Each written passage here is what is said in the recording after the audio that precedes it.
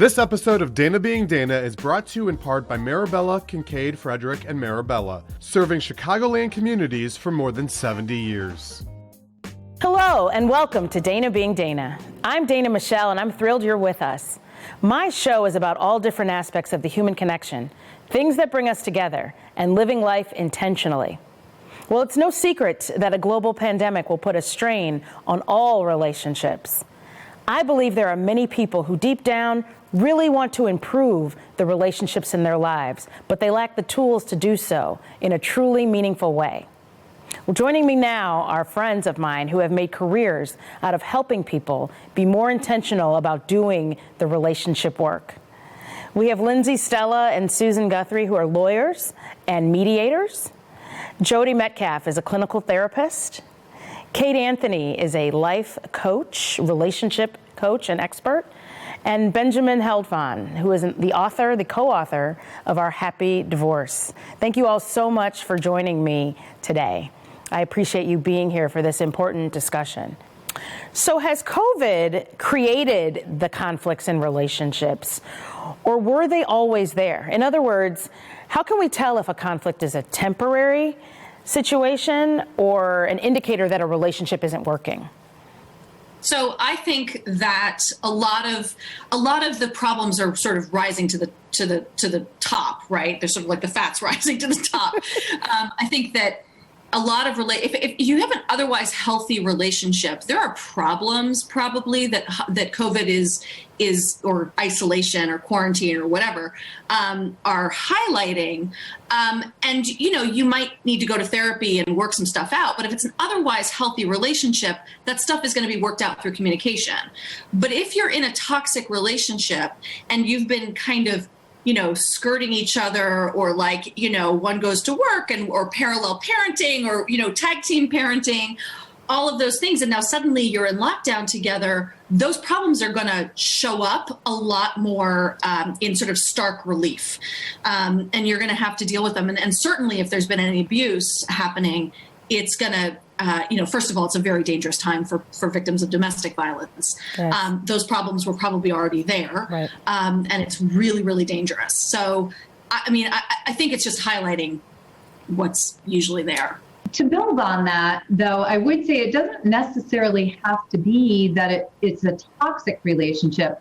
There are many relationships that I'm seeing out there that just the people don't have, as Kate just referenced, communication. They don't have the skills to work on relationships. And then all of a sudden COVID hits and it's just one thing after another, one problem. Someone loses a job, someone gets sick, the kids are now home all day, so is your spouse. And so when they're lacking those skills to deal with all of that, and maybe Jodi, can speak more to that, but I'm seeing a lot of couples that I would not say were in horrible relationships, but who are struggling right now because they don't have the skills to deal with what's coming, the fire hose that's been coming for the past 9 months.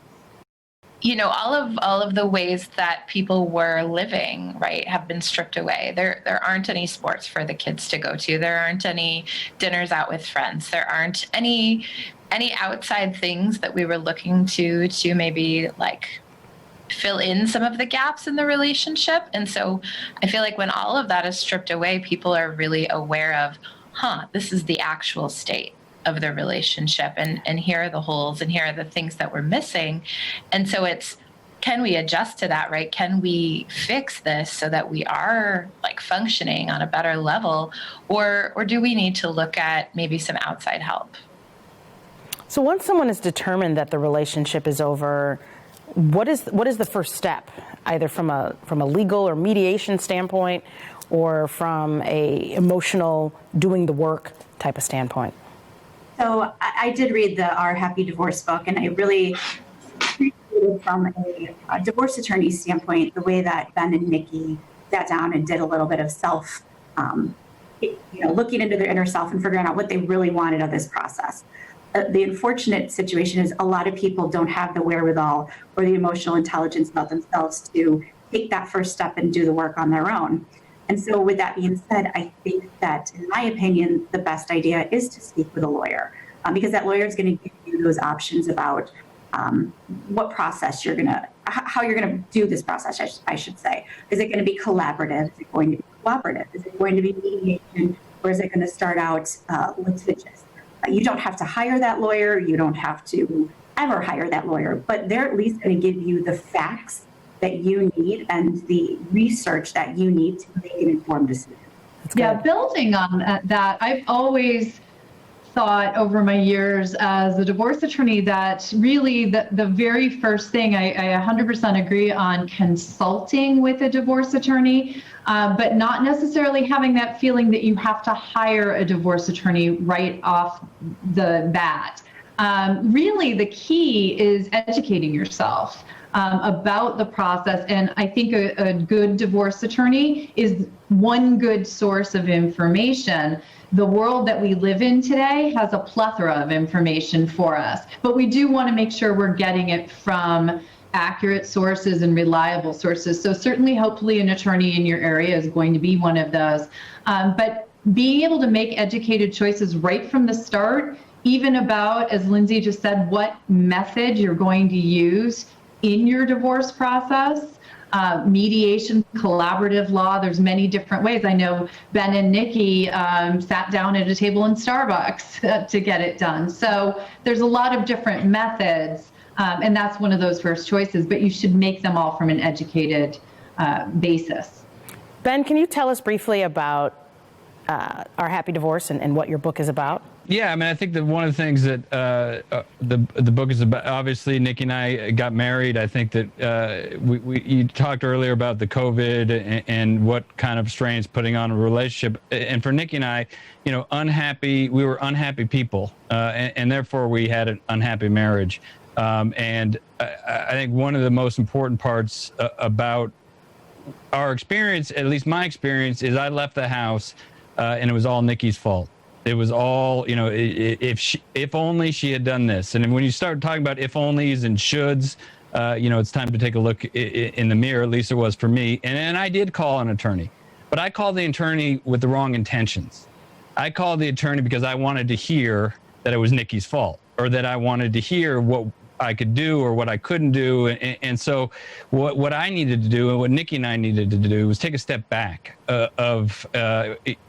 and I say this, and it sounds apathetic, and again, it's meant to sound apathetic, but divorce is a business deal. And if you ask any businessman or woman, what makes a business deal go bad, usually comes down to they brought emotions into it, right? So what Nikki and I had to do was take a look at the emotional side of it first, and take a look at our parts in that ending of the marriage. And it's a pretty simple formula for us. It took two to make our marriage, and it took two to ruin it. So once we dealt with the emotional side of it, and therapy and whatever, there was somebody there to hold us accountable. And when I started talking about, but Nikki, that person would say, no, this is about you. Then the business side of it became, look, it was still hard. Divorce sucks, but it was a little bit easier.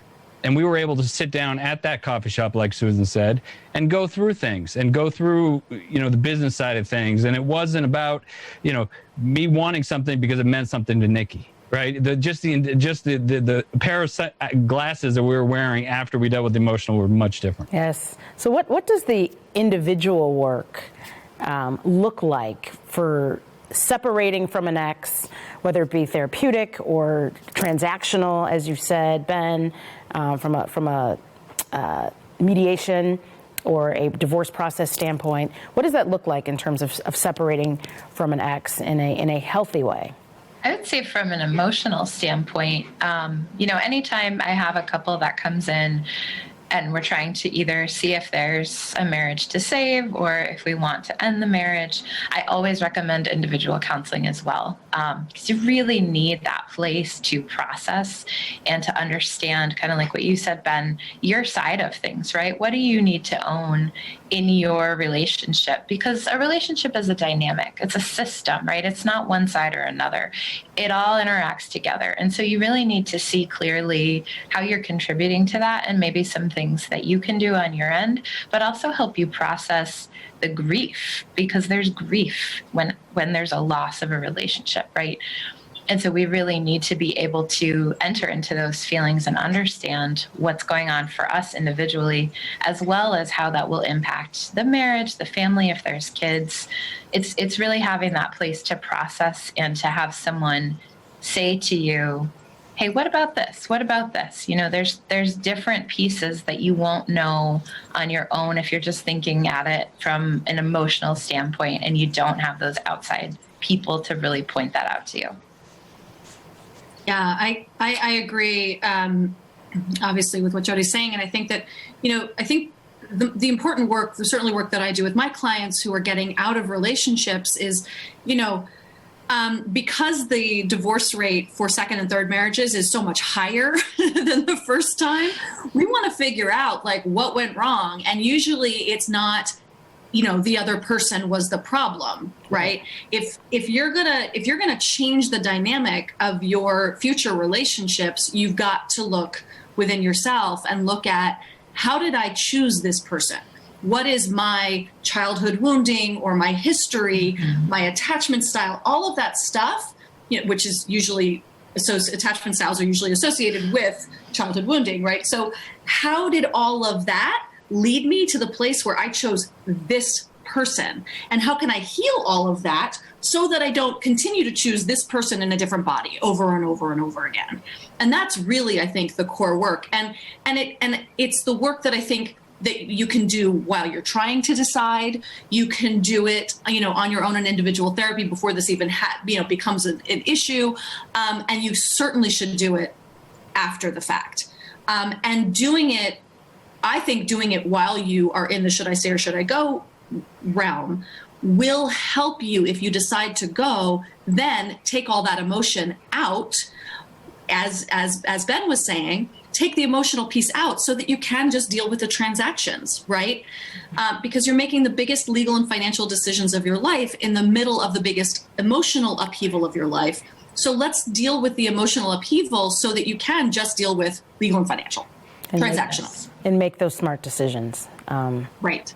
I think that's great. And make them, this from the legal and financial and parenting perhaps perspective.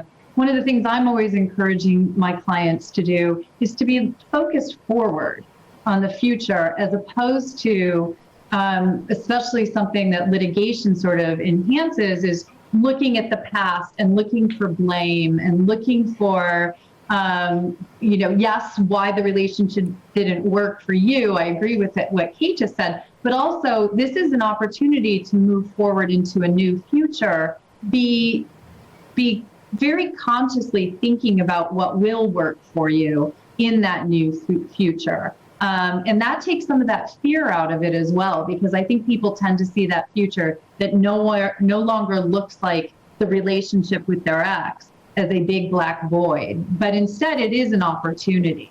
But we have to get in touch with, our inner thoughts and what works for us in order to look forward. That's true. We're going to be future forward, but we're going to take a quick commercial break. We will separate, but we will be right back. Don't go anywhere.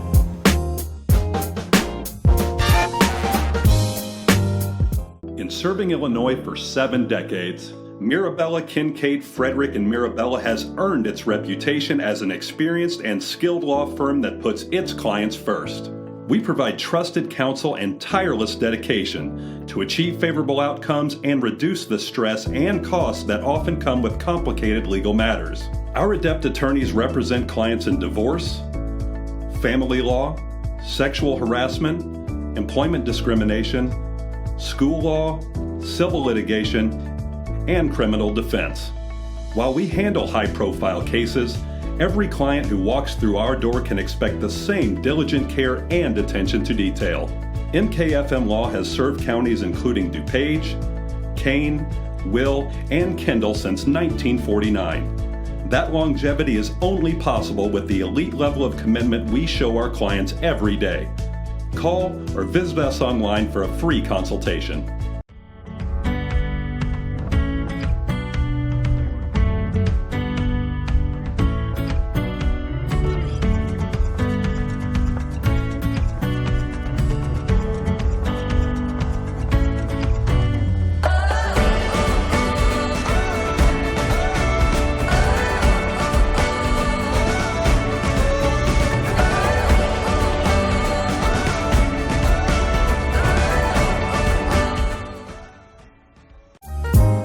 Welcome back to Dana Being Dana, where we are talking about doing the relationship work in a meaningful and tangible way.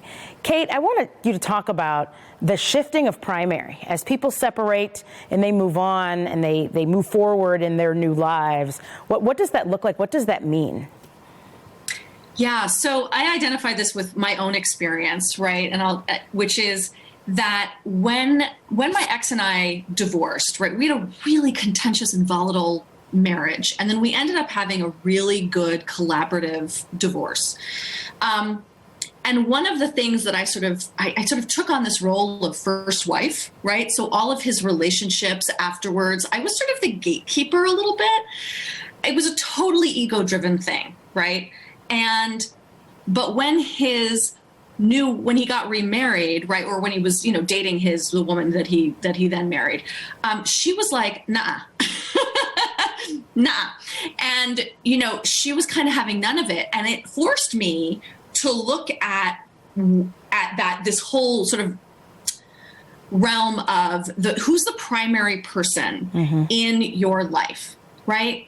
And I suddenly realized that I was doing this thing. I had sort of set myself up as first wife. I was sort of the gatekeeper, and it was totally ego. It was like I was pissing on my territory, and I saw that, and I was able to sort of remove myself and realize she was right, I was wrong. This is not a healthy dynamic, and sort of move myself out of that position, that primary position, and allow her to have that primary position, which was completely appropriate for her to have.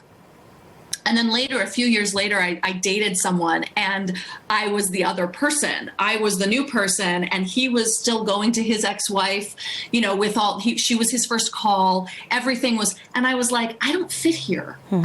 There is no room for me here until you separate from that, right? And to his credit, both of them saw it. He went to her and was like, hey, I think we need to make some adjustments. And she was like, yeah, you know what? My boyfriend's saying the same thing. And we were able to, and so it was able to happen. But it is that you have to be able to make room for the new person. Yes. There's got to be somewhere for them to fit. And while it's appropriate for you to continue to have a co-parenting relationship with your ex, it's not appropriate for them to necessarily be your first call or your, best friend or, whatever else it is. Yeah. And some people, by the way, I know Ben and Nikki have actually navigated this really, really well, and Chad and Nadia have sort of signed on to it, and that's great, and that's a very healthy, I think, dynamic for all of them. But not everyone signs on for that. In terms of a healthy divorce and a healthy relationship, is it possible to have that if you're leaving an unhappy person or an unhappy relationship or individual? We have a happy divorce. We wrote a book about it. Right. And we were especially for me, I was a very unhappy person. And it manifests itself in a lot of different ways. It looked, it smelt, it felt probably like narcissism, but it wasn't. It was just narcissistic traits. I was just an angry, hurt, wounded man. And my romance and finance buttons were being pressed. But like Kate was saying, and Susan was saying, and everybody's been saying, I needed to change. And if nothing changed, nothing's going to change, right? If I hadn't made the changes that I made, I wouldn't have a happy divorce with Nikki, and I surely wouldn't have a happy marriage with Nadia. So it's like, somebody who thinks if I just moved to California, I'll be a happier person. But guess what? You move to California, you bring the same person with you. So that's what happens, I think, in marriages. And so, yes, it is possible if that person is willing to adjust. But I think the other part of it is the work that I did wasn't about trying to get to a happy marriage or divorce, rather. It wasn't about some outcome or something that I want. I just wanted to be a happier person, right? And so regardless of the outcome of the work I was doing, if Nikki was still the way that maybe I perceived her, or if she hadn't done anything, then it would have been okay because my side of the street was clean. Yeah. So that's what that process was. It wasn't for any outcomes or any writing of books or being on Dana Being Dana. It was just about me not wanting to be miserable.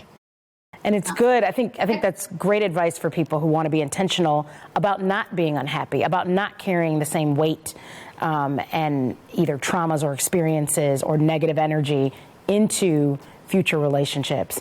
What advice do you all have for people when it comes to creating healthy boundaries? Ben, you talked about accountability, particularly when it comes to co-parenting, because I think sometimes that's where the waters can get muddied and certain different agendas can be blurred. So what advice do any of you have for people when they are navigating that, particularly in the accountability space and healthy boundaries? I always tell people to focus on themselves and what they can control in their co-parenting relationship. It comes down to when you are going through a great co-parenting relationship or you're going through a difficult co-parenting relationship, when you think that you can control what your co-parent is doing in some way, you are just going to bring misery onto the entire situation. And, that goes back to your prior question, where if you're getting divorced from an unhappy person, is it possible to have a happy divorce? It is if you focus on yourself. If you focus on trying to change them into a happy person, it's not going to work. So my number one tip for my parents who are having difficulty co-parenting is to focus on what they can control. And that's usually their reaction to their co-parent or lack of, because that's usually the better course. Don't react. No reaction. Jodi? I would say too, that's really where checking your ego comes again, right? Like if you're a parent, you've signed on to raise an incredible person or persons, and you both have that same lens, that same goal, hopefully. So if you can get there, it's really what is best for these children, right? What can we do as parents to make sure that they are healthy and they have what they need? And this is where it gets tricky a little bit, right? Because oftentimes the co-parenting issues that are coming up are the same parenting issues that were coming up even when you were married, because you're still dealing with the same person. And so, like you said, it's really focusing on yourself and what you can control and trying to make sure that your side of the street is clean and knowing that you can only do what you can do. And as long as you have the best interest of your child at heart, then you are doing what you need to do. And can I just echo that really quick, just about, and I'm so glad you brought that up, because even on this, show, I've been talking about me, Nikki, but at the end of the day, the foundation of our happy divorce and the life that we have today was that we didn't want to hand our son the emotional bill for our decisions. Yes. And something he had no choice in. He didn't pick the restaurant, he didn't order the food, he didn't order the wine, but we were going to stick him with the emotional bill to pay. And I think being true and honest with that, because I think a lot of times toxic ties are labeled and disguised as the best interest of the children. A lot of controlling behaviors are people disguising it or calling it, this is for our children, et cetera, et cetera. But the question comes to some of checking that ego, checking those desires to control, trying to create a narrative that may not necessarily be true, and really kind of being honest in that space. You talked about the emotional bill to children. I think I want to talk about abuse, and because I think abuse these days are very high, whether it be emotional, physical, domestic conflicts, dependencies are at an all-time high lately, thanks perhaps to the pandemic and everything that was the year of 2020. What advice do you have for people who are in those volatile situations when it comes to maintaining and self-preservation? I would say that safety, right? Safety trumps anything else.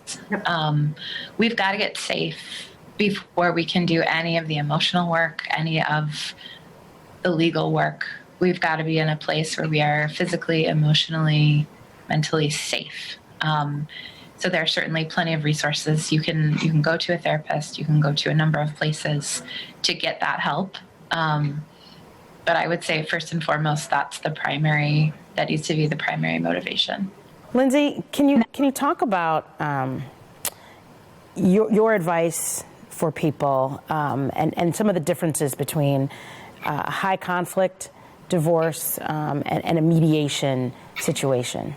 I do a lot more litigation than I do mediation. But in terms of litigation, I mean, how do we get from litigation to a better situation is, I think, what you're asking. So my answer would be, whenever anybody comes into my office, the first thing that I think to myself, I don't necessarily ask them, I say, how can I get this family to a place at the end of this process that doesn't destroy them? Yeah. Because when guardians leave the room, when the lawyers leave the room, when the judges and the mediators and everybody leaves the room, you've left this family together. And those cuts cut deep. Death by 1,000 cuts is a true statement.